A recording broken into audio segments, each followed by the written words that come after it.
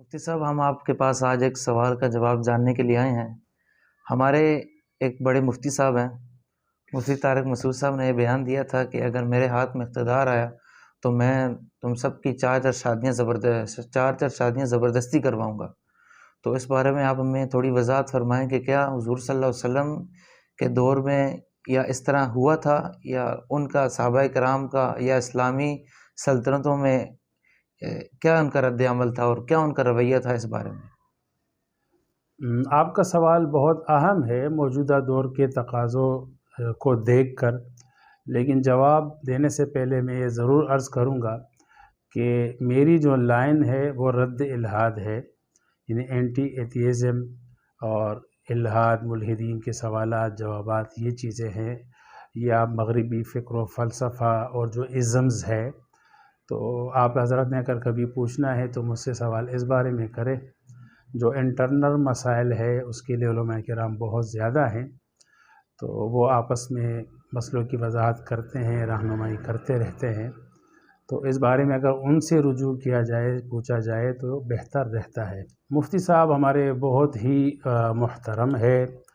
خصوصاً ایک حق کی آواز ہے، اور جس موضوع کو انہوں نے ابھی اٹھایا ہے اور میڈیا، سوشل میڈیا کے ذریعے سے بہت زیادہ نوجوانوں کو فائدہ ہوا، رائے راست پر آئے، اور لوگ جو جوانوں کی شادیاں 30 سال بعد کراتے تھے، تو اب لوگوں میں شعور پیدا ہوا مفتی صاحب کے ان بیانوں سے، ترغیب سے، تبلیغ سے۔ تو لوگ جو ہے نا وہ اب کم عمری میں بچیوں کی اور بچوں کی شادی کرانے لگے ہیں، یہ ہمارے رپورٹ میں ہیں، ان کا بہت فائدہ ہوا۔ جہاں تک ان کی یہ بات کہ اگر ریاست یا اقتدار میرے ہاتھ میں آئے تو میں 4 شادیاں کراؤں گا، تو اگر ہم اس کو ترغیباً لے لیں کہ یعنی وہ تاکید کرنا چاہتے ہیں کہ اگر آپ بھائی، ابھی تو ہم آپ کو پیار محبت سے اس مسئلہ سمجھا رہے ہیں، لیکن یہ مسئلہ اتنا اہم ہے کہ اگر ہمارے ہاتھ میں اقتدار ہو یا مقتدر قوتوں کو چاہیے، ریاست کو چاہیے کہ اس مسئلے کی طرف توجہ دے، اور جو اخلاقی بے روی اور فحاشی بے-حیائی کا ایک ذریعہ ہے، اور اس کا ظاہر ہے اس کے حلال ذرائع ہوں گے تو پھر حرام سے بچیں گے۔ تو مفتی صاحب کا اگر یہ ہے تو یہ تو بہت اچھی بات ہے کہ حلال ذرائع کثرت سے ہوں گے تو حرام ذرائع پھر لوگوں کو اختیار کرنے کی ضرورت ہی نہیں ہوگی۔ تو کثرت ازدواج یعنی یہ ایک سدباب ہے حرام راستے کو روکنے کے لیے۔ لیکن جہاں تک آپ کا یہ سوال ہے کہ کیا یعنی سلف صالحین میں، خصوصاً حضور کے زمانے میں بھی آپ بھی حاکم رہے ہیں ریاست مدینہ کے، پھر آپ کے بعد یعنی مضبوط قسم کی خلافتیں چلی ہے، حضرت ابوبکر صدیق کی، خصوصاً حضرت عمر رضی اللہ تعالیٰ عنہ کی، کہ انہوں نے ایک اسلامی حکومت کا ایک مکمل سٹرکچر، ایک ڈھانچہ دیا، پوری امت کو ایک ماڈل دیا۔ تو کیا ان کا یہ رویہ رہا ہے یا نہیں رہا ہے؟ تو اس بارے میں تو ہمیں کوئی حدیث نہیں ملتی۔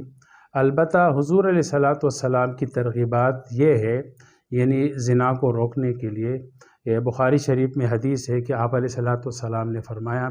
کہ یا معشر الشباب من استطاع منکم الباءۃ فلیتزوج، کہ اے جوانوں، تم میں سے جو نکاح کی قوت قدرت رکھتا ہے، نہ نفقہ پہ قادر ہے، تو اس کو چاہیے کہ شادی کرے، حلال راستہ اختیار کرے، اس لیے کہ یہ آنکھوں کو جھکانے کا ذریعہ ہے،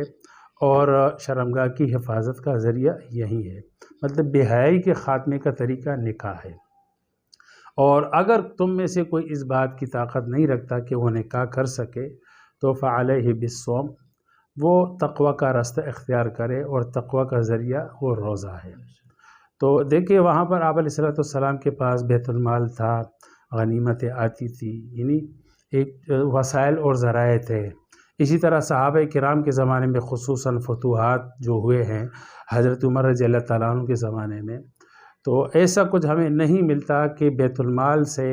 تعاون کر کے لوگوں کو اس طرح کی یعنی شادیاں کرائی گئی ہو۔ اگرچہ ریاست کی ذمہ داری ہے کہ فقراء کی شادیاں کرائیں، لیکن یہ کہ 2 3 شادیاں نہ حضور علیہ السلام نے کرائی ہے، ترغیب دی ہے اور عام رواج بھی تھا، لیکن یہ کہ کسی کی اگر بس میں نہیں ہے تو قرآن کریم میں بھی ہے کہ اگر 2-3 میں کوئی عدل نہیں کر سکتا تو ایک سے کرے، اور اگر ایک سے نہیں ایک کی بھی طاقت نہیں تو فَمِمَّا مَلَكَتْ أَيْمَانُكُمْ، وہ باندی سے شادی کرے، اس لیے کہ باندی کی حقوق آزاد عورت کے آدھے ہوتے ہیں۔ لیکن یہ کہ ریاستی قوت اور اثر اور رسوخ کو استعمال کر کے 2-2 3 شادیاں، اس کی ہمیں کوئی نظیر نہیں ملتی۔ صاحب آپ نے فرمایا کہ نبی کریم صلی اللہ علیہ وسلم کے دور میں اس طرح کی کوئی نظیر نہیں ملتی کہ وہاں ریاستی جبر کے تحت لوگوں کو زبردستی نکاح کا حکم دیا گیا ہو، 4 بیویوں کے ساتھ، 3 بیویوں کے ساتھ۔ لیکن ہم دیکھتے ہیں کہ اس زمانے میں لونڈیوں کا رواج تھا، لوگ اپنے ہاں اپنی جنسی ضرورت کو پورا کرنے کے لیے 3 4 لونڈیاں گھر میں رکھتے تھے۔ لیکن موجودہ دور میں اس طرح کا کوئی رواج نہیں ہے، لونڈیاں وغیرہ لوگ گھر میں نہیں رکھتے۔ تو اب اگر اسلامی حکومت اپنے خرچے پر لوگوں کو 4 شادیوں کی یا 3 شادیوں کی اجازت دیتی ہے یا ترغیب دیتی ہے تو اس میں کیا قباحت ہے؟ دیکھیں، آپ کا سوال علمی لحاظ سے تو بہت مضبوط ہے، یہ بات ماننی پڑے گی کہ وہاں پہ لونڈیوں کا، باندیوں کا رواج تھا، لیکن واقعاتی لحاظ سے اس میں تھوڑا سا ابہام ہے۔ وہ یہ کہ ایک یہ عام کانسیپٹ ہے کہ بھائی جتنی لونڈیاں ہوتی تھی تو ان سب کو جنسی خواہش کے لیے استعمال کیا جاتا تھا، یہ بات غلط ہے۔ بلکہ جن لونڈیوں کو جنسی خواہش کے لیے تعیین کی جاتی تھی ان کو سریہ کہا جاتا تھا، اور ان کی جو سٹیٹس ہوتی تھی، ان کی جو حیثیت ہوتی تھی نا، وہ عام باندیوں، خدمت کرنے والی باندیوں سے وہ الگ ہوتی تھی۔ اس کے تقریباً آپ یوں سمجھے کہ وہ دوسرے درجے کی بیوی ہوتی تھی، اور اس کے حقوق بھی کچھ اور ہوتے تھے۔ بچہ پیدا ہوا تو ام ولد ہے، ام ولد ہونے کے بعد اگر شوہر مر گیا تو وہ آزاد ہے، یعنی اس کے جو مالک ہے وہ مر گیا، فوت ہو گیا تو وہ آزاد ہے، وہ میراث میں تقسیم نہیں ہو سکتی۔ تو یہ ایک عام کانسیپٹ ہے کہ بھائی جتنی باندیاں، جس کی 100 ہے تو 100 کے ساتھ جو ہے نا اپنی خواہش پوری کرتے تھے، ایسا غلط کانسیپٹ ہے۔ دوسری بات کہ وہاں پہ باندیوں کا زیادہ رواج تھا تو لوگوں کے پاس سریہ اور تسریہ کا ایک سلسلہ تھا کہ ایک بیوی ہو تو چلو 2 3 باندیوں سے بھی اگر خواہش پوری کرنا چاہے تو کر لیتے تھے، آج کل نہیں ہے۔ تو بات یہ ہے کہ اگر مما ملکت ایمانکم کو آج کے تناظر میں دیکھے کہ باندی تو نہیں ہے، لیکن آپ یوں کریں کہ ہم نے ایک خود ساختہ ایک سٹیٹس بنایا ہوا ہے، ایک جھوٹی شان بنائی ہوئی ہے کہ میں اگر بڑے گھرانے کا ہوں یا تعلیم یافتہ ہوں تو میں نے کسی غریب کی بیٹی کے ساتھ شادی نہیں کرنی ہے، اس سے میرا سٹیٹس خراب ہوگا۔ میں نے 10 جگہ میں حرام کرنا ہے لیکن کسی غریب لڑکی سے میں نے شادی نہیں کرنی، کیونکہ میرے پاس ڈگری ہے، میں PhD ہوں، میں MA ہوں، یا میں جو بہت بڑا تاجر ہوں، میں پولیٹیشین ہوں، میرے پاس عہدہ ہے، تو میں ایک مما ملکت ایمانکم یعنی غریب کی بیٹی سے میں شادی کیوں کروں، میرا سٹیٹس خراب ہوگا۔ اصل بات یہ ہے کہ ہم نے جو نکاح ہے نا، اس کو ہم نے کثرت نکاح، کثرت ازدواج کوئی ایشو نہیں ہے، بلکہ نکاح کو آسان بنانا ہے، اور نکاح کو آسان بنا دے تو آپ کے تقریباً 80% بے حیائی اور جو بے روی ہے معاشرے میں وہ ختم ہو جائے گی۔ دوسرے کہ ایک تو ہم نے یعنی نکاح کو رسوم اور رواج کا پابند بنا دیا ہے کہ لڑکی والے بھی جو ہے نا وہ تب تک عورت یعنی لڑکی کے شادی کا نہیں سوچتے جب تک کہ لاکھوں کا دہیج جو جہیز کے نام سے اس کا جمع نہ ہو۔ اچھا، بعض قوموں میں یہ بھی روایت ہے کہ لڑکے والے ڈیمانڈ کرتے ہیں باقاعدہ طور پر کہ بھائی جہیز کی فہرست دی جاتی ہے کہ آپ لوگوں نے جہیز میں یہ چیزیں دینی ہیں۔ اب یہ تو اسلام میں نہیں ہے نا، ٹھیک ہے جہیز اگر ماں باپ ضرورت کی کچھ چیزیں اپنی حسب توفیق دینا چاہے تو دے دے، باقی لڑکی کی شادی کرا دے، اس کے لیے دعا کرے۔ تو اب یہ جو ہماری خود ساختہ رسم و رواج ہے، اس میں ہم نے نکاح کو پابند کر دیا ہے، دبا دیا ہے، تو نکاح مشکل ہو چکا ہے۔ دوسری جو وجہ ہے رسم و رواج کے علاوہ جو ہمارے جھوٹی شان ہے اور جھوٹے سٹیٹس ہے، خود ساختہ سٹیٹس ہے، سب سے بڑی رکاوٹ نکاح میں یہ ہے کہ ایک تعلیم یافتہ لڑکا بے تعلیم لڑکی سے شادی نہیں کرے گا، ایک اعلیٰ سٹیٹس مالی حیثیت رکھنے والا ایک لڑکا جو ہے وہ غریب لڑکی سے شادی نہیں کرے گا، بلکہ ہمارے ہاں تو یہ کہ اگر غریب لڑکا ہو تو اس کی سوچ بھی یہ کہ بھائی میرے اپنے سٹیٹس بنانے کے لیے مجھے اونچے اپنی حیثیت سے اونچے خاندان میں مجھے شادی کرنی ہے، اپنے سے زیادہ اوپر کے سٹیٹس کو دیکھتے ہیں تاکہ شارٹ کٹ میں میرے سٹیٹس بن جائے۔ تو اب اگر ہم یہ جھوٹی چیزیں، جھوٹے شان چھوڑ دیں اور اپنے رسم و رواج کو تھوڑا سا ہم نرم کر دیں اس حلال کے راستے کے لیے، تو میرے خیال میں پھر اگر ایک نکاح بھی ہو جائے تو آج کی نوجوان جو نسل ہے میرے خیال میں وہ پھر دوسری تیسری کے قابل نہیں ہوتی، جوانی بھی ہماری پلاسٹک کی ہے، تو میرے خیال میں ایک ہی کافی ہوگی۔ وجہ اس کی یہ نہیں ہے کہ کثرت ازدواج نہیں ہے، بلکہ ازدواج کو، نکاح کو مشکل سے مشکل بنا دیا گیا ہے جھوٹی شان میں اور غلط رسم و رواج میں۔ مفتی صاحب، آپ نے یہ بات کہی ہے کہ ایک تعلیم یافتہ لڑکا ایک بے تعلیم یافتہ لڑکی سے شادی کرنا پسند نہیں کرتا، تو اس کی یہ وجہ بھی ہو سکتی ہے کہ وہ تعلیم یافتہ لڑکا اس لڑکی سے اس وجہ سے شادی نہیں کرنا چاہتا کہ اس کی اولاد میں بے شعوری نہ پھیلے، یعنی ماں باپ دونوں تعلیم یافتہ ہونے چاہیے، تو وہ اس لیے ایسی لڑکی سے شادی کرنا چاہتا ہے کہ اس کی اولاد بھی تعلیم یافتہ ہو اور تربیت یافتہ بنے۔ تو اس بارے میں آپ کیا کہنا چاہیں گے؟ اچھا، یہ آپ نے ایک الگ مسئلہ چھیڑا اور یہ بہت اہم مسئلہ بھی ہے اور لمبا مسئلہ ہے، تعلیم اور تربیت کی بات۔ آج کی تعلیم پہ آپ نظر دوڑائیں تو تعلیم تو ہیں، تعلیم کا مطلب یہ ہے کہ آپ کسی درجے تک پہنچ جائیں، کلاسیں پاس کریں، آپ کو ایک ڈگری مل جائے گی اور اس ڈگری کے بیس پہ آپ کو ایک نوکری مل جائے گی، چاہے آپ کی بچی ہے یا بچہ ہے، جو بھی ہے۔ لیکن تعلیم میں وہ تربیت نہ رہی۔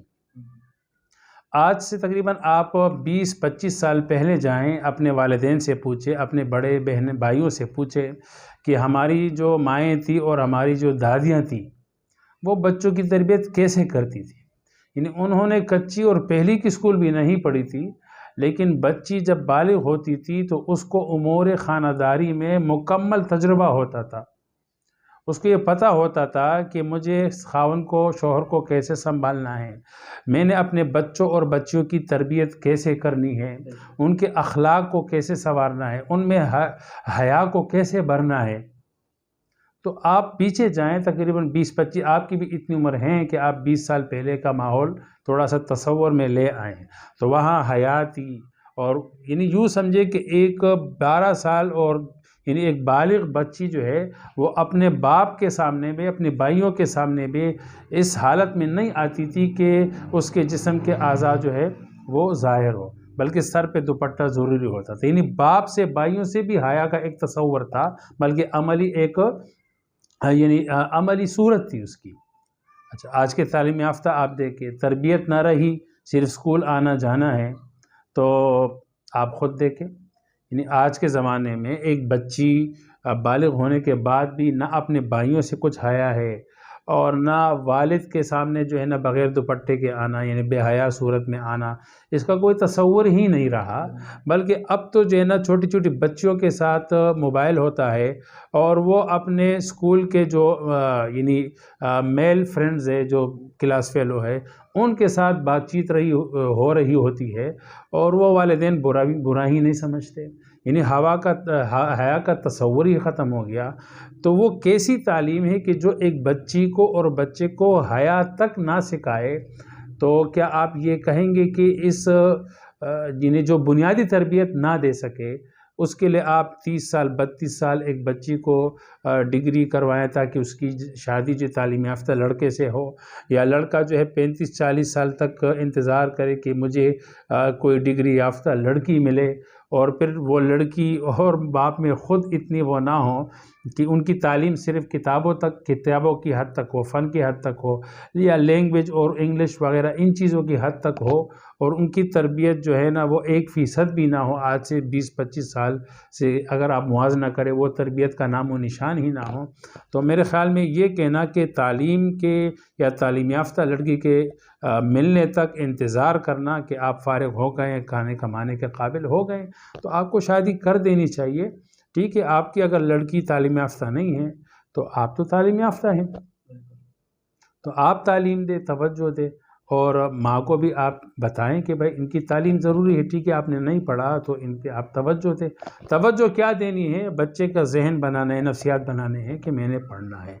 تو میں نے پڑھنا ہے، یہ ایک تعلیم یافتہ لڑکی بھی کر سکتی ہے اور بے تعلیم لڑکی بھی کر سکتی ہے، اتنا ایشو نہیں ہے۔ محترم ناظرین کرام، ہم نے آج مفتی طارق مسعود صاحب کے ایک بیان کو لے کر حضرت مولانا مفتی فصیح اللہ شاہ صاحب سے چند سوالات کیے ہیں۔